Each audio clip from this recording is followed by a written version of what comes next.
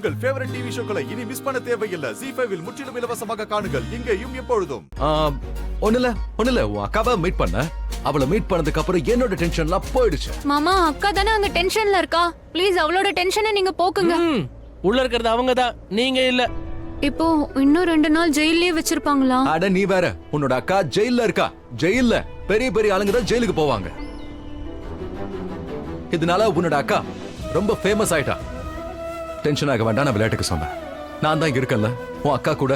உன் அக்காவை நான் ஜெயில இருந்து வெளியே கொண்டு வருவேன். ஒருவேளை உன் அக்கா இன்னும் 2 நாளைக்கு ஜெயில தான் இருக்கணும்னாலும் 2 நாளுக்கு அப்புறம் கண்டிப்பா ஜெயில இருந்து வந்துருவால. 2 நாளைக்கு அப்புறம் உன் அக்காவை ஜெயில இருந்து நான் வெளியே கொண்டு வந்துருவேன். இது என்னோட ப்ராமிஸ். அண்ட் இந்த ப்ராமிஸ உன்னோட மாமா பண்றான்.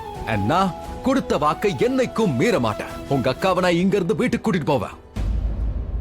சரி, அதெல்லாம் இருக்கட்டும். முதல்ல உங்களை எதுக்கு இப்படி தூக்கிட்டு வந்தாங்கன்னு கொஞ்சம் சொல்லுங்களேன். என்னாச்சு? அட அது மீட் பண்ற டைம் இருக்குல்ல, அதெல்லாம் தாண்டி போயிடுச்சு. ஆனா நான் உள்ள போயிட்டேன். லக்ஷ்மியை பார்க்கணும்னு அடம் பிடிச்சிட்டு இருந்தேன். அடம் கொஞ்சம் ஓவர் ஆயிடுச்சு, அதான் இப்படி ஆயிடுச்சு. அப்படின்னா அக்காவை எங்களால மீட் பண்ண முடியாதா என்ன? ஒன்னும் பிரச்சனை இல்ல. ஒரு 2 நாளுக்கு அப்புறம் வந்து பாரு.